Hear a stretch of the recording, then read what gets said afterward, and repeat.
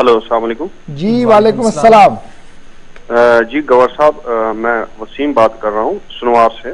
जी वसीम साहब। जी मैं वही शख्स हूँ जिसके साथ कल टीआरसी में वो वाकया पेश आया। जी।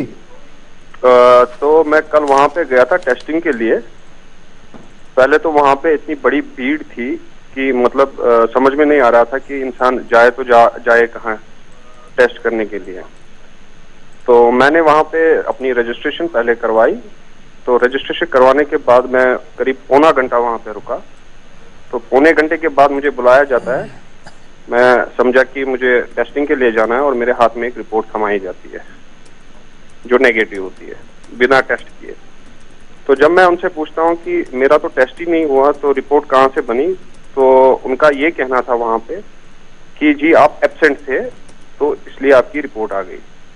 तो और मेरी वो रिपोर्ट जो है वो मेरे हाथ से छीनी गई और उसको डस्टबिन में फेंका गया। तो फिर मैं पीछे वाली साइड से अंदर घुसा और वो रिपोर्ट टेस्ट रिपोर्ट निकाल के मैंने मीडिया को कॉल किया। और मीडिया जब आ गई, मीडिया के सामने मैंने अपना जो ये है रखा, अपना पॉइंट ऑफ व्यू रखा। तो इतने में 10-20 मिनट हो जाते हैं। 10-20 मिनट होने के बाद मुझे फिर से दूसरी बारी कॉल किया जाता है कि आप आ जाइए। अब मैं सोच रहा था कि अब मतलब मेरा टेस्ट होगा, लेकिन दूसरी बार भी मेरे हाथ में वो टेस्ट रिपोर्ट थमाई जाती है बिना टेस्ट किए। अब यहाँ पे ये एक बहुत बड़ा सवालिया निशान पैदा होता है जो वहाँ पे अमला है, तिब्बी अमला है जो टेस्टिंग करता है उनके ऊपर, कि मतलब ऐसे वाकये कितने होंगे वहाँ पे और लोगों को कितना धोखा देते होंगे। आप खुद जानते हैं कि इस वक्त मुल्क में क्या हालात है और पिछले साल भी कैसी हालात रही कोविड की वजह से। तो इतनी बड़ी धोखाधड़ी मतलब कैसे कोई कर सकता है। और छोटे छोटे बच्चों को वहां पे उन्होंने रखा हुआ है टेस्टिंग के लिए, जबकि वहां पे जो उनके सीनियर्स थे वो अंदर बैठे हुए। और मुझे लगता है कि ये लोगों की जिंदगियों के साथ खेला जा रहा है। आप भी जानते हैं कल कितने डॉक्टर्स और पैरामेडिकल अमला जो है वो कितने पॉजिटिव आए।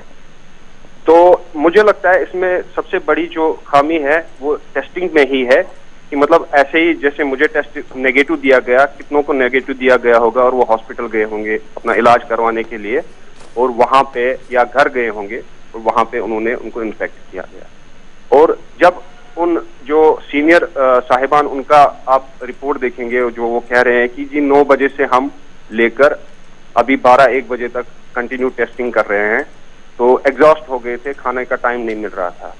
तो मुझे खुदारा ये बताइए उन पैरामेडिकल और उन डॉक्टर का क्या हाल है जो रात भर दिन भर हॉस्पिटल्स में काम करते हैं और अगर उनसे एक भूल चूक हो जाती है और हम लोग उन पे हमला कर देते हैं, जबकि 9 बजे से 12 बजे तक उतना वक्फा नहीं हुआ कि मतलब उनकी टीम जो है उतनी स्ट्रेच हो गई। मैं एक चीज आपसे जानना चाहूँ, जब आपने दूसरा टेस्ट रिपोर्ट आपके हाथ में थमा दी, क्या आपने उस वक्त इस बात को बताया उन्हें कि उनकी आपकी सैंपलिंग नहीं हुई है, तो रिपोर्ट कैसे आई? बिल्कुल जनाब, वही मैं बता रहा था, वहां पे चीख चीख के बता रहा था कि मेरी सैंपलिंग हुई नहीं, आप रिपोर्ट कैसे दे रहे हैं। तो उनके पास कोई जवाब नहीं था और वो मुझसे मिसबिहेव करने लगे। और मैं ही एक वाहिद बंदा नहीं था, दूसरा बंदा भी था जिसका पेरेंटेज और फोन नंबर गलत था, किसी और की रिपोर्ट उसके हाथ में थमा दी गई थी।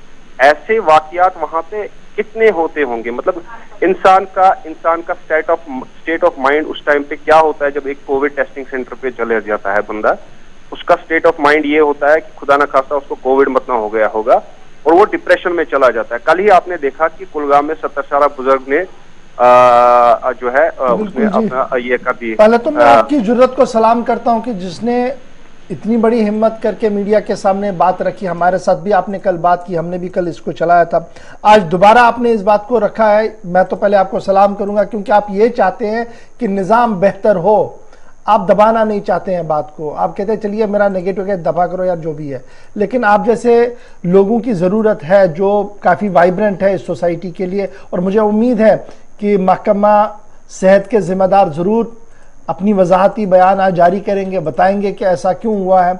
और डिपार्टमेंट ऑफ हेल्थ से हमारी हाथ जोड़कर यही दरख्वास्त रहेगी कि जहाँ जहाँ पर भी आपके टेस्टिंग सेंटर्स हैं वहाँ पर देखिएगा कि किस तरीके कितना ये चल रहा होगा, क्योंकि आज ही सोशल मीडिया पर मैंने आज ही कहा कि एक मारूफ सहाफ़ी ने कुछ टेस्ट 2 लगा दिए हैं, 15 मिनट के अंदर अंदर एक जगह पॉजिटिव है एक जगह नेगेटिव है, जो डेड इम्पॉसिबल है। तो कहीं ना कहीं टेस्टिंग प्रोसेस को हमने बेहतर करना, ये अच्छी बात है। हम 40,000 टेस्ट कर रहे हैं, 50,000 टेस्ट कर रहे हैं, एडमिनिस्ट्रेशन अपने तरीके से कोशिश कर रही है, लेकिन जो ग्राउंड स्टाफ हमारा है, जिन्हें हम सल्यूट करते हैं हमेशा, उन्हें अपनी जिम्मेदारी का एहसास करना होगा। बहुत बहुत शुक्रिया भाई इस हसास मामले पर दोबारा गुफ्तगू करने के लिए, और मुझे उम्मीद है कि लेफ्टिनेंट गवर्नर, एडमिनिस्ट्रेशन और जो जिम्मेदार लोग हैं वो इस बात की हसासियत को समझेंगे कि ये दर्द जो था इस कॉल का वो क्या था।